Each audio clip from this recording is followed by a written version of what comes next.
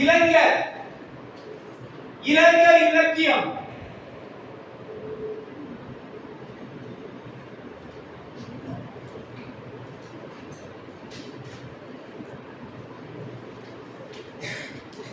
வேறு பெயர், வேறு பெயர், இவருக்குரிய வேறு பெயர். உடைய இயற்பெயர் என்ன? கடக சுப்புரத்தினம். கடக சுப்புரத்தினம் இயற்பெயர். வேறு பெயர் பாவேந்தர்.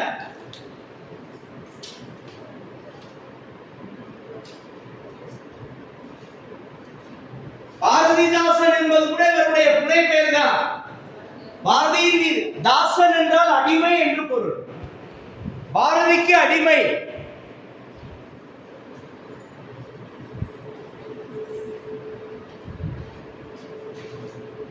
இவருடைய தலைமுறையில் இருந்துதான் இந்த தாசன் என்ற பரம்பரையே வந்துச்சு. இப்ப பாரதியாருடைய பேர்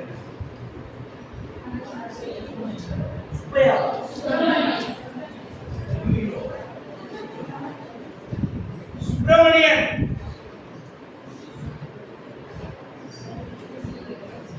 பாரதியாருடைய பேர் என்ன? சுப்பிரமணி. பாரதியாருடைய ஏவருக்கு பேர் என்ன?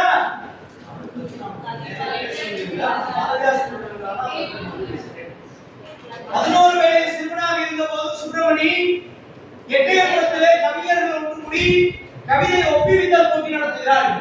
எட்டயபுரத்திலே அப்போது பாரதிக்கு வயது 11. 11 வயது சிறுவனாக இருந்தவன் அங்கே எட்டயபுர அவையிலே ஏறி கவிதை முழங்குகிறார். இவருடைய கவித்திறமையை பாராட்டி எட்டயபுரத்து கவிஞர்களால் கொடுக்கப்பட்ட பட்டம் தான் பாரதி. பாரதி என்றால் கலைமகள் என்று பொருள். அன்றிலிருந்து அவர் பாரதியார் என்று 6 வயது சென்று அழைக்கப்பட்டார். அது ஒரு சொல்லுங்க. பாரதியார் மீது கொண்ட பற்றினாலே தன் பெயரை என்ன ஆக்கிக் கொண்டார்? தாசன். தாசன் என்றால் அடிமை. இவருக்கு பெயர் தான். இப்ப பாரதிதாசனுடைய இயற்பெயர் என்ன? கனகன்றது அவருடைய இனிஷியல். சரியா? கனக சுப்பு ரத்தினம். இந்த சுப்பு ரத்தினத்தை தான் சுப்புரத்தின தாசன். இந்த சுரதா சுப்பு ரத்தின தாசன். இது சுரதா அப்படின்னு ஆக்கிட்டாரு. அப்புறம் பாத்தீங்கன்னா கலைமகள். கலைமகளுக்கு இன்னொரு பேர் கலைவாணி. அப்ப வாணி, வாணிக்கு தாசன், வாணிதாசன். யாரு யாரு இவரு? யாரு இவரு? எத்திராசு. எத்திராசு என்று அழைக்கப்பட்ட வாணிதாசன். இவர் வாணிக்கு தாசன் ஆகிட்டார். இன்னொருத்தர் கம்பதாசன். கம்பனுக்கு தாசன் ஆகிட்டார். கம்பதாசன்.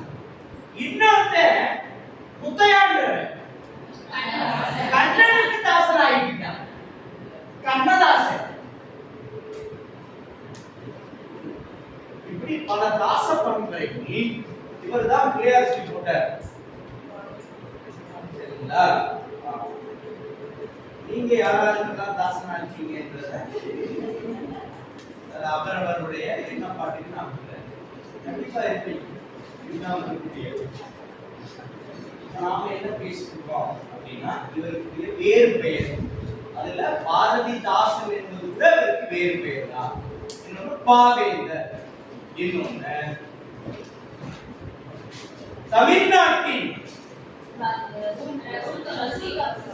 ரசூல் கம்சதேவ்.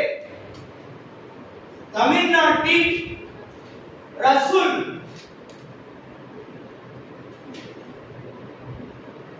ரசூல் கம்ச கம்ச தேவ் தேவ். தமிழ்நாட்டின் அது என்ன? ஏன் தமிழ்நாட்டின் ரசூல் கம்ச தேவ்னாரு? ரசூல் கம்ச தேவ்ன்றவன் ருஷ்ய கவிஞன். ஒரு ருஷ்ய கவிஞன். என்ன அப்படின்னா நாளை என் தாய்மொழி இறக்குமானால் இன்றே நான் இறந்து விடுவேன். நாம டெய்லி இறந்துட்டு இருக்கு, நாம நல்ல ஜாலியா இருக்கு என்ன அப்படி.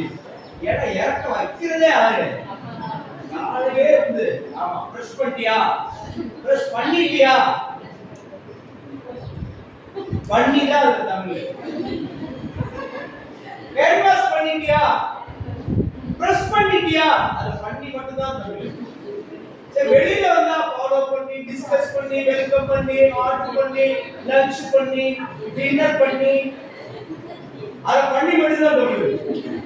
ஆனா தமிழுக்கு பேர் என்னன்னா கன்னி தமிழ். கன்னி தமிழ் கன்னி தமிழ் ஆகிற வரைக்கும், அப்போலோ தமிழ் ஆகிற வரைக்கும் நம்மள பெருமை சார். இப்ப நம்ம அதுக்கு பேச வரல. நாளை என் தாய்மொழி இறக்குமானால் இன்றே நான் இறந்து விடுவேன் அப்படின்னு அளவில்லாத தாய்மொழி பற்றுள்ள கொண்டவன் யாரு? கவிஞன். அவனை போலவே தமிழிலே தாய்மொழி மீது வீழ்ச்சியுறு தமிழகத்தில் எரிச்ச வேண்டும், விஷய முடித்த தேகத்தில் மண்ண வேண்டும், சூழ்ச்சிதனை வஞ்சகத்தை புறாமைதனை தொகையாக எதிர்நிறுத்தி தோற்குவாக்கும், காட்சித்தை மரச்செயல்கள் முடக்க வேண்டும், கடல்போல் சட்டங்களை பெருக்க வேண்டும். என் உயிர் உடல் ஆவி பொருள் அத்தனையும் இன்ப தமிழ் மொழிக்கே தருவோம். மங்கை ஒருத்தி தரும் சுகமும் என் மாத்தவளுக்கு ஈடில்லை என்று வைப்போம். சிங்கவென்ற காளைகளை மிக தீவிரம் கொள்வது நாட்டிலே பங்க விளைந்தலில் தாய்மொழிக்கே உடல் பச்சை ரத்தம் பரிமாறிடுவோம்.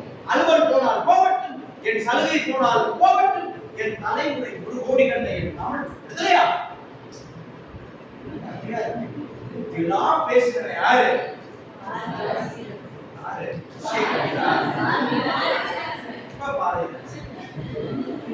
சரியா?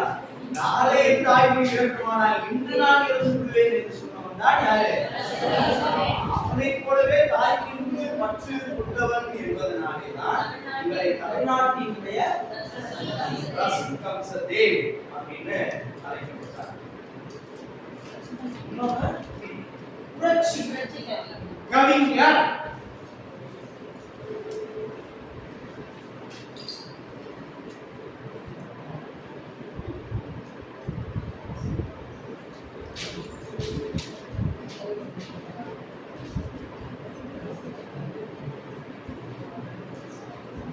சிறப்பு தொடர்.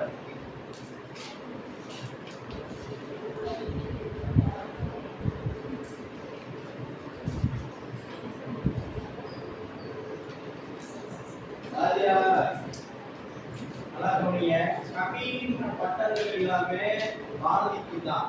இப்ப புரட்சி கவி, இமய கவி, ஆசு கவி, சிலேடை கவி, சீட்டு கவி, இமய கவி, உலக கவி, கவி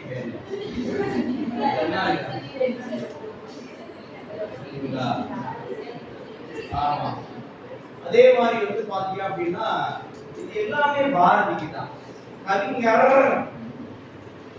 இவன் வந்து புரட்சி கவின்ற நூல் எழுதுறான். யாரு?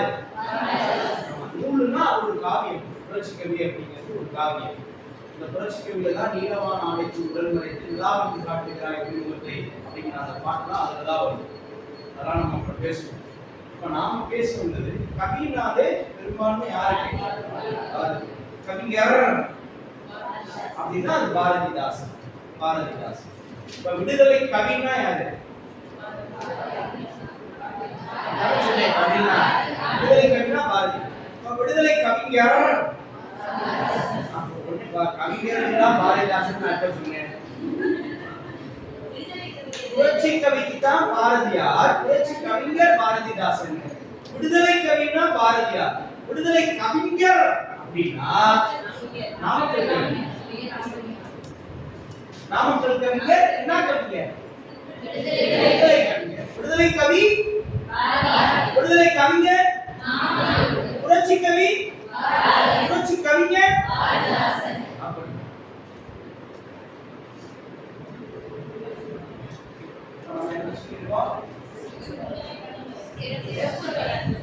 சிறப்பு தொடர். சரியா? நிறைய தொடர் இருக்கு. ரொம்ப முக்கியமான தொடர் சரிங்களா? இருட்டறையில் உள்ளதடா உலகம்.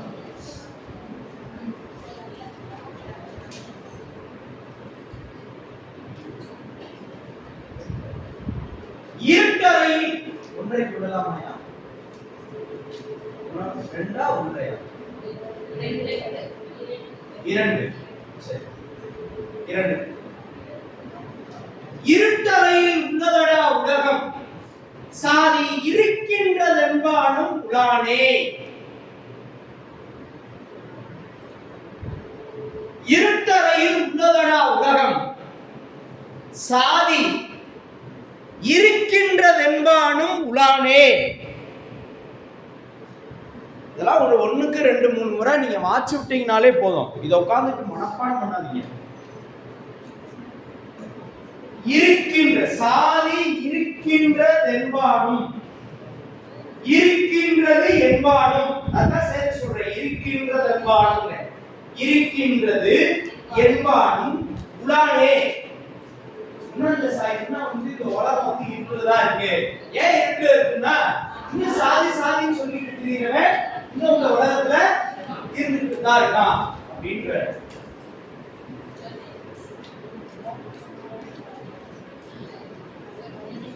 எல்லாருக்கும் எல்லாம் என்று, எல்லாருக்கும் எல்லாம் என்று, எல்லாருக்கும் எல்லாம் என்று இருப்பதான, எல்லாருக்கும் எல்லாம் என்று இருப்பதான இடம் நோக்கி, இடம் நோக்கி எல்லாருக்கும் எல்லாம் என்று இருப்பதான இடம் நோக்கி நகர்கின்றது இவ்வையம். எல்லாருக்கும் எல்லாம் என்று இருப்பதான இடம் நோக்கி நகர்கின்றது இந்த வையம். வையம்னா என்ன? உலகம். இந்த உலகத்துல எல்லாருக்கும் எல்லாம் இருக்கு, எல்லாமே இருக்கு. எல்லாம் இருக்குன்னா என்ன இருக்கு? நோய் இருக்கு, கவலை இருக்கு, பசி இருக்கு, பட்டினி. ஆமா போங்க சார், இதெல்லாம் நல்லா கொழுத்து உண்டு உப்பி கிடக்குறான், உனக்கு போயில என்ன பசி இருக்கு?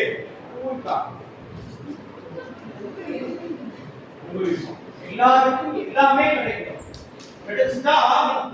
அதுதான் விதி, இயற்கை விதி. அதுதான். இதேதான் கண்ணதாசன் சொன்னாரு, எல்லாரும் எல்லாமும் பெற வேண்டும், எல்லாரும் எல்லாமும் பெற வேண்டும். கண்ணதாசன் நமக்கு பாடமா இருக்கு.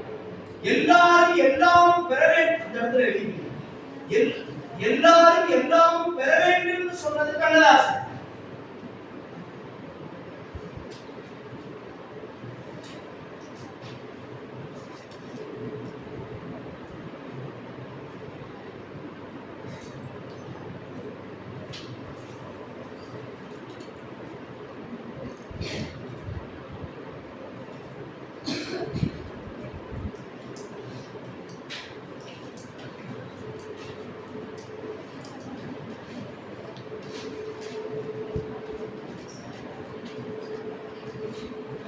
சோர்வாயிட்டீங்க, எழுதிட்டே இருக்கீங்க.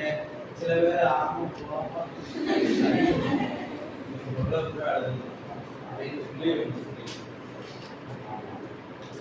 உங்களுக்கு என்ன சௌகரியமா இருக்கோ அதை செய்யுங்க. சரிங்களா? படிக்கிறது சௌகரியம் தானே. ஒரு மாதிரி போர் அடிச்சுன்னா தூக்கி போடும்.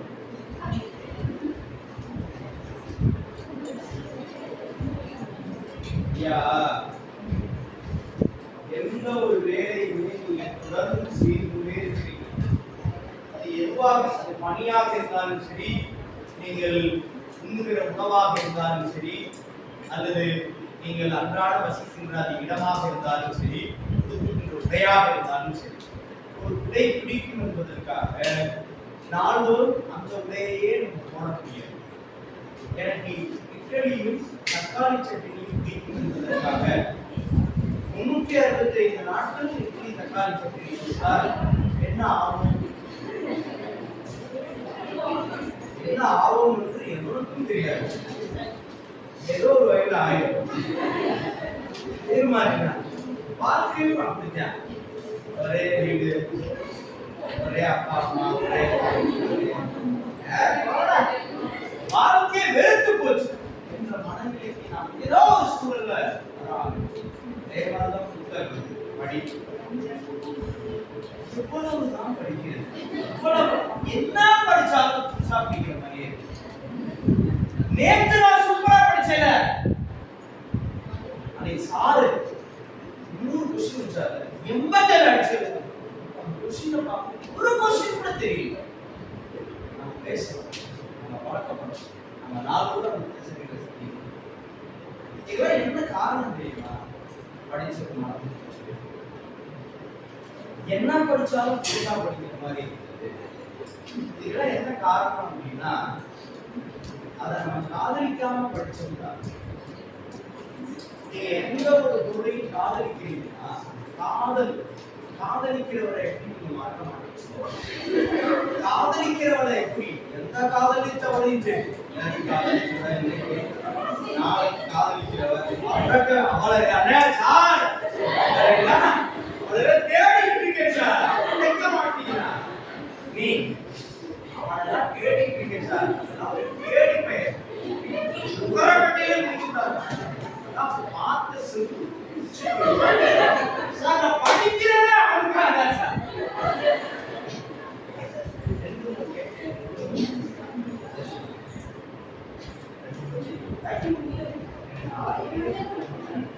ரெண்டு மணிக்கு